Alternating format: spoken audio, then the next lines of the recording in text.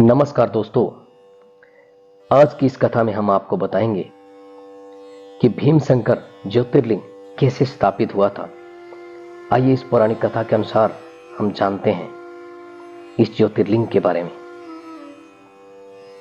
भगवान शिव के 12 ज्योतिर्लिंगों में भीमाशंकर का स्थान छठा है। यह ज्योतिर्लिंग महाराष्ट्र के पुणे से लगभग 110 किलोमीटर दूर सह्याद्री नामक पर्वत पर स्थित है। इस ज्योतिर्लिंग की स्थापना के पीछे कुंभकर्ण के पुत्र भीम की एक कथा प्रसिद्ध है। कहा जाता है कि कुंभकर्ण के एक पुत्र का नाम भीम था। कुंभकर्ण को क्रक्टी नाम की एक महिला पर्वत पर मिली। उसे देखकर कुंभकर्ण उस पर मोहित हो गया।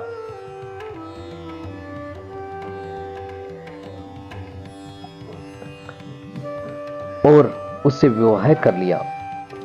विवाह के बाद कुंभकर्ण लंका लौट आया, लेकिन क्रक्टी पर्वत पर ही रही। कुछ समय बाद क्रक्टी को भीम नाम का पुत्र हुआ। जब श्री राम ने कुंभकर्ण का वध कर दिया तो क्रक्टी ने अपने पुत्र को देवताओं के छल से दूर रखने का फैसला किया। बड़े होने पर जब भीम को अपने पिता की मृत्यु का कारण पता चला तो उसने देवताओं से बदला लेने का निश्चय कर लिया। भीम ने ब्रह्मा जी की तपस्या करके उनसे बहुत ताकतवर होने का वरदान प्राप्त कर लिया। कामरूप पेक्षव नाम के राजा भगवान शिव के भगत थे। एक दिन भीम ने राजा को शिवलिंग की पूजा करते हुए देख लिया। भीम ने राजा को भगवान की पूजा छोड़ उसकी पूजा करने को कहा। राजा की बात न मानने पर भीम ने उन्हें बंदी बना लिया। राजा ने कारागार में ही शिवलिंग बनाकर उनकी पूजा करने का निश्चय किया। जब भीम ने यह देखा तो उसने अपनी तलवार से राजा के बनाए शिवलिंग को तोड़ने का प्रयास किया। ऐसा करने पर शिवलिंग में से स्वयं भगवान शिव प्रकट हुए।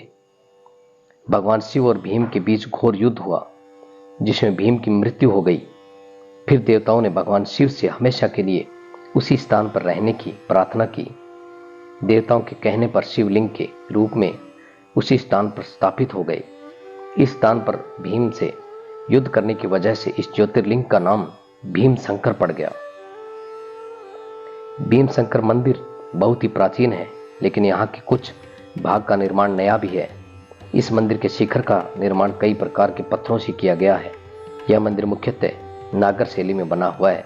मंदिर में कहीं कहीं इंडो आयरन शैली भी देखी जाती है। भीमशंकर मंदिर से पहले ही शिखर पर देवी पार्वती का एक मंदिर है। उसे कमलजा मंदिर कहा जाता है। मान्यता है कि इसी स्थान पर देवी ने राक्षस त्रिपुरासुर से युद्ध में भगवान शिव की सहायता की थी। युद्ध के बाद भगवान ब्रह्मा ने देवी पार्वती को कमलों से पूजा था। यहाँ के मुख्य मंदिर के पास मोक्ष कुंड, सर्वतीर्थ कुंड, ज्ञान कुंड और उसारण्य कुंड भी स्थित है। इनमें से मोक्ष नामक कुंड को महर्षि कौशिक से जुड़ा हुआ माना जाता है और उसारण कुंड में भीम नदी का उद्गम माना जाता है। भीमशंकर ज्योतिर्लिंग जानने के लिए साल का कोई भी समय चुना जा सकता है। महाशिवरात्रि के समय यहां पर विशेष मेला लगता है। आज की कथा में बस इतना ही। अगर आपको अच्छी लगे तो हमारे चैनल को सब्सक्राइब जरूर कीजिए और हमें कमेंट करके बताएं कि ये कथाएं आपको कैसे लगी। धन्यवाद।